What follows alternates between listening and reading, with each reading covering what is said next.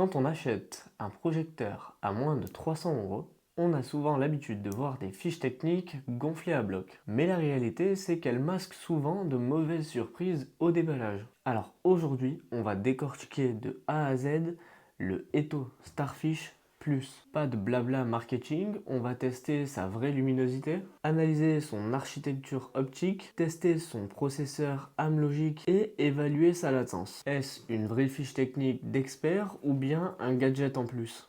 C'est ce qu'on va analyser point par point. Installez-vous confortablement et on décortique tout ça.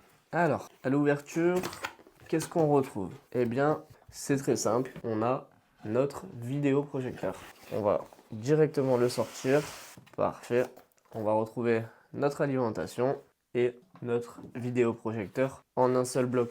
On va retrouver notre optique, notre télécommande et notre câble d'alimentation. Commençons par le cœur du système. Le Starfish Plus s'appuie sur une matrice single TFL LCD associée à une source lumineuse LED. Sa résolution native est du Full HD, donc 1080, donc c'est-à-dire du 1920 par 1080 pixels, avec un ratio d'aspect natif en 16 neuvième. Mais là où Eto marque un point crucial, c'est au niveau de la durabilité. Comme on peut le voir, l'architecture de son bloc optique est entièrement scellée, tandis que sur un projecteur classique d'entrée de gamme, le système de refroidissement aspire l'air ambiant directement sur la matrice LED. Résultat, au bout de quelques mois, des poussières se déposent à l'intérieur, créant des taches noires incurables sur l'écran. Ici, le chemin de la lumière est hermétique, donc la poussière ne rentre pas, et c'est ce qui permet à la marque d'annoncer une durée de vie théorique de la lampe de 30 000 heures. Pour vous donner un ordre d'idée, si vous l'utilisez 4 heures par jour, cela représente plus de 20 ans, sans aucune baisse drastique de la clarté. Parlons des chiffres qui fâchent. La fiche technique annonce 3N ANSI, lumens. Attention à ne pas confondre lumens ANSI, mesuré selon une norme internationale stricte de 9 points, et les lumens marketing ou lux, que certains concurrents affichent à 9000 ou 10 000. 300 ANSI lumens, ça veut dire quoi concrètement? Ça signifie que ce projecteur est strictement conçu pour la pénombre totale. En pleine journée dans un salon lumineux, l'image sera délavée. En revanche, dès que vous vous mettez dans le noir, ces 300 ANSI projetés sur une surface de 1,50 m offrent une excellente dynamique.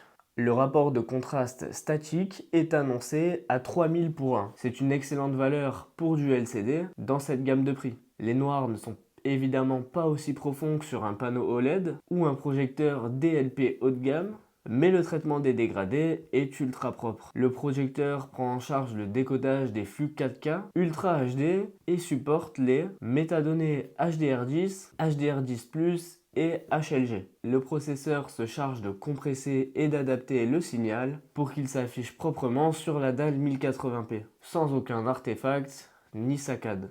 Côté optique, le Starfish Plus possède un rapport de projection de 1,18/1.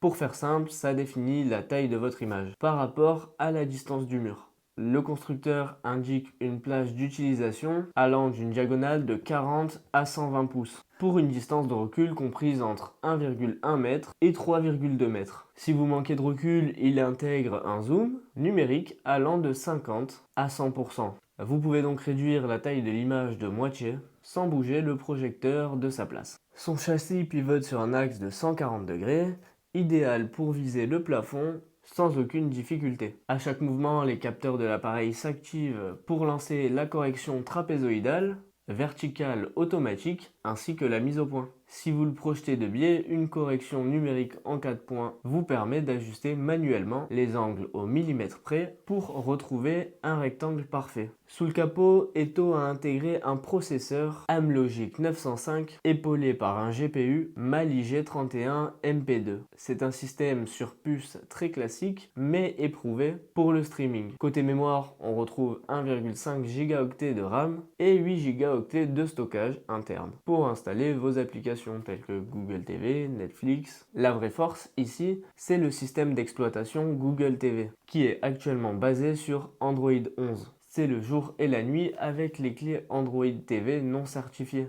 Grâce à cette certification officielle, vous allez obtenir des DRM Widevine L1. C'est l'élément obligatoire pour pouvoir lire Netflix, Amazon Prime, Disney+, ou YouTube en qualité maximale. On retrouve également une intégration de Google Assistant via le microphone de la télécommande. Passons à la connectique et aux performances sans fil. L'appareil dispose d'une puce Wi-Fi double bande en 2,4G et 5G. Essentiel pour streamer du contenu lourd depuis votre réseau local ou bien via Chromecast, AirPlay ou Miracast sans mise en mémoire tampon. Le Starfish Plus embarque un haut-parleur interne de 5 watts, le son est clair, orienté sur les voix, ce qui est parfait pour une chambre. Mais si vous voulez des basses profondes, il faudra utiliser la sortie auxiliaire jack 3.5 ou appairer une barre son ou un casque Bluetooth. On va également retrouver un port HDMI et un port USB-A.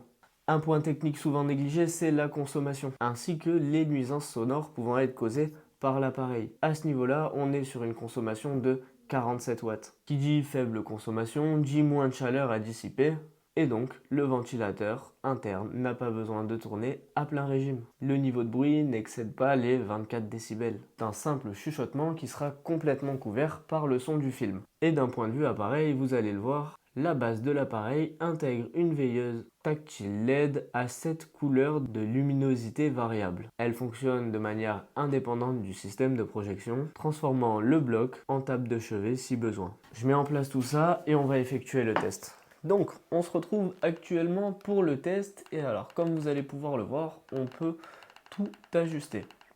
Donc, pour l'instant, on va réduire la taille de l'image. On va aller dans les réglages. On va aller sur projection. Là, comme vous pouvez le voir, on est en train de corriger le trapèze manuellement. Donc, c'est ce qui va nous permettre d'avoir une image beaucoup plus correcte. En réalité, ça va nous éviter d'avoir des lignes complètement déformées. Donc là, on est en train de tout ajuster. Et là, comme vous le voyez, on se retrouve avec une image qui est beaucoup mieux, qui est beaucoup plus neutre que tout à l'heure. Alors, elle n'est pas parfaite, hein. Après, il faut essayer de l'ajuster au mieux. Une fois que vous avez fait ça, vous faites retour. Et là, par exemple, si on décide d'aller sur YouTube, on va regarder un petit peu ce que ça donne au niveau des couleurs. Là, vous avez vu, j'ai bougé un petit peu le projecteur pour vous montrer le focus, il se fait tout seul par la suite. Là, je vois que au niveau de l'affichage, c'est pas fou. On peut faire une calibration horizontale. Donc là, il va nous faire le focus. On peut aller sur Keystone Rapid. Donc ça, c'est le classique où vous n'allez pas vraiment pouvoir gérer tous les paramètres. Moi, je trouve que le plus efficace, c'est quand vous faites la correction des trapèzes auto. Et là, vous pouvez faire ensuite trapèze manuel. Ça, c'est beaucoup plus efficace. C'est ce qu'on a fait tout à l'heure. Et en fait, ça va vous permettre de vraiment bien adapter votre écran. Donc, il faut le faire petit à petit. Comme ça, vous réglez chaque angle. Et en fait, en fonction de votre mur, ça va pas mal vous aider. Et là, petit à petit, ça revient. Et l'image, on voit qu'elle s'aplatit bien, qu'elle revient au bon endroit. Donc là, on est à 60 et à 3. Là, il faudrait peut-être mettre à 60 et à 3. Là, pareil, 60 et 3. Et là, 60 et 3. Ça va nous permettre d'avoir une image un petit peu plus réaliste. Et ensuite, il faut bien prendre le temps de l'ajuster, quoi. Et ensuite, admettons, là, on est sur YouTube. On va regarder un petit peu ce que ça donne au niveau du son. Si on met, bah écoutez, la première vidéo qui tombe, hop. Faut le déstresser, on va le déstresser. Déstressez-moi, déstressez-moi.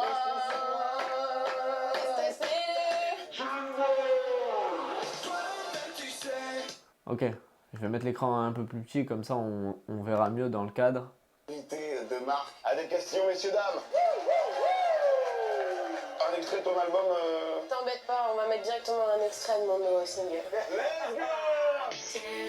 Donc déjà, au niveau du son, je sais pas si vous entendez, c'est ultra bon. Ensuite, nous, ce qu'on va pouvoir régler, ça va être la luminosité au niveau de l'écran. Donc, si là, je vais dans les réglages au niveau de l'affichage et que je fais vidéo, je peux le mettre déjà en mode sport ou en mode vif. Si je clique sur vif, on va avoir une meilleure luminosité. Au niveau du son, pareil, on peut mettre standard, musique ou bien film. Bien joué. Et alors là, on est un petit peu plus dans quelque chose d'immersif. T'as géré tout? T'as commencé à te faire reconnaître et tout? Qu'est-ce qui se passe après? Énormément. Ah ouais? Énormément, ouais. C'est vrai que t'as pas changé. C'était il y a combien d'années? C'était en 2017. Ah ouais, donc 9 ans. c'était déjà il y a une fonctionnalité très cool également, c'est que vous allez pouvoir mettre un ciel étoilé. Ça va vous donner une ambiance avec un ciel étoilé, une voie lactée, pour vous apaiser et vous endormir tranquillement le soir. Voilà pour le son au niveau de ce Eto Starfish. Voilà également pour la qualité visuelle. Donc on peut bien évidemment encore améliorer les détails. Une autre petite fonctionnalité cool que je voulais vous montrer avant qu'on passe à la conclusion, c'est cette petite lumière d'ambiance. Donc vous allez pouvoir changer la couleur, donc blanc, rose, rouge, etc. Et régler également l'intensité. Donc si vous voulez que ça éclaire moins, ou si vous voulez que ça éclaire beaucoup plus. C'est top parce que ça fait une petite lumière d'ambiance en plus dans la chambre ou dans le studio. Et ensuite vous pouvez l'éteindre ou l'allumer. C'est vous qui voyez, c'est vous qui choisissez. Je vous reprends tout de suite pour la conclusion. Alors quel est le verdict sur ce Eto Starfish Plus? Eh bien c'est pas le projecteur le plus lumineux du marché. Et il ne remplacera pas un modèle de salon ultra haut de gamme, ça c'est sûr et certain. Cependant, son architecture technique est extrêmement cohérente pour son prix. Un bloc optique scellé qui évite la poussière. Une vraie interface Google TV. Certifié pour le streaming en haute définition. Et un format pivotant ultra pratique qui élimine les trépieds instables. C'est un excellent choix d'ingénierie pour une chambre ou un studio. N'hésitez pas à me dire ce que vous avez pensé du Eto Starfish dans les commentaires. Si vous avez des questions, n'hésitez pas également à me les poser dans l'espace commentaire. Je vous mets toutes les informations concernant le Eto Starfish Plus dans la description. Et je vous dis à très bientôt pour une prochaine vidéo.